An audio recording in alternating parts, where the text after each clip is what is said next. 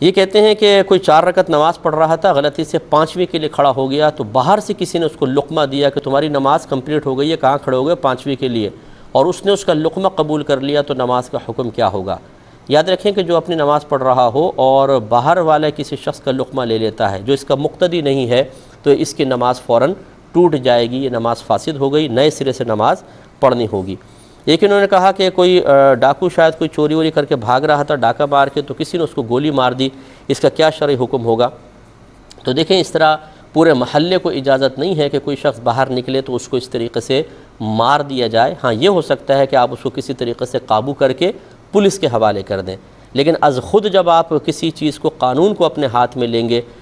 تو دیکھیں ضروری نہیں ہے کہ جو آپ کر رہے ہیں اور دوسرے اس کی تقلید کریں، تو بعینی جس اچھی سوچ اور فکر کے ساتھ اور صحیح موقع کی مناسبت کے ساتھ آپ عمل کر رہے ہیں وہی آگے بھی منتقل ہو۔ یہ بھی ہو سکتا ہے کہ کسی بیچارے کو ویسے ہی مار دیا جائے اور کہے کہ یہ تو ڈاکو تھا، ہم نے اس لیے اس کو مارا ہے۔ یہ چیزیں پھر چل پڑتی ہیں، تو اس لیے عوام کے ہاتھ میں اگر قانون کو دے دیا جائے تو اس کو مختلف طریقے سے استعمال کریں گے اور اپنے ذاتی مفادات کے لیے استعمال کر کے فتنے میں انتشار، معاشرے میں فتنہ اور انتشار برپا کریں گے۔ اس لیے یہ اس طرح کے معاملات نہ کیے جائیں۔ پکڑ سکتے ہیں آپ، کوئی جوش میں آ کے ایک آدھ ہاتھ بھی مار دیا تو اللہ تبارک و تعالیٰ کی بارگاہ میں توبہ کر لے، اللہ تعالیٰ اس کو معاف فرمائے، لیکن اس کو پکڑ کر پولیس کے حوالے کریں، قانون کے حوالے کریں، قانون ہی اس کو سزا دے، یہی بہتر ہے۔ اس طرح کے معاملات اپنے ہاتھ میں نہیں لینے چاہیے۔ بہن فرماتی ہیں کہ یہ حدیث میں ہے کہ روحیں جمعرات کو گھر پر آتی ہیں اور ایصال ثواب کا مطالبہ کرتی ہیں۔ جی بالکل یہ حدیثوں میں موجود ہے، اور یہ کہتی ہیں کہ کیا عذاب والی روحیں بھی آتی ہیں؟ دیکھیں جو معذب روحیں ہوتی ہیں، جن کو عذاب دیا جا رہا ہے، وہ 2 طرح کی ہوتی ہیں، ایک مسلمان روح بھی ہو سکتی ہے اور غیر مسلموں کی روح ہو سکتی ہیں۔ جو غیر مسلمین کی ارواح ہیں وہ بالکل مقید ہوتی ہیں، وہ کہیں پر بھی نہیں جا سکتی،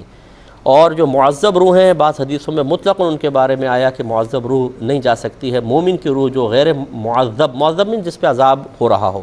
غیر معذب جس پہ عذاب نہیں ہو رہا، وہ سیر کرتی ہیں کائنات میں۔ لیکن ایصال ثواب کا مطالبے کے لیے ہم نے کئی ایسے واقعات اکابرین کی کتابوں میں پڑھے ہیں کہ جن لوگوں کو عذاب ہو رہا ہے وہ بھی روحیں آ کر مطالبہ کرتی ہیں کہ ہم عذاب میں ہیں، ہم تکلیف میں ہیں، ہم پریشانی میں ہیں، ہمارے لیے ایصال ثواب کرو۔ تو یہ ہو سکتا ہے کہ اللہ تبارک و تعالیٰ جو مومن کی روح ہے جس پر عذاب ہو رہا ہے اس کو اجازت دے دی جائے کہ وہ آ کے مطالبہ کرے، تو لہٰذا اس کا انکار نہ کیا جائے، اور اس میں کوئی تعجب خیز بات نہیں ہے۔ اللہ تعالیٰ کی رحمت بہت بڑی ہے، وہ اجازت دینے پر بالکل قدرت رکھتا ہے۔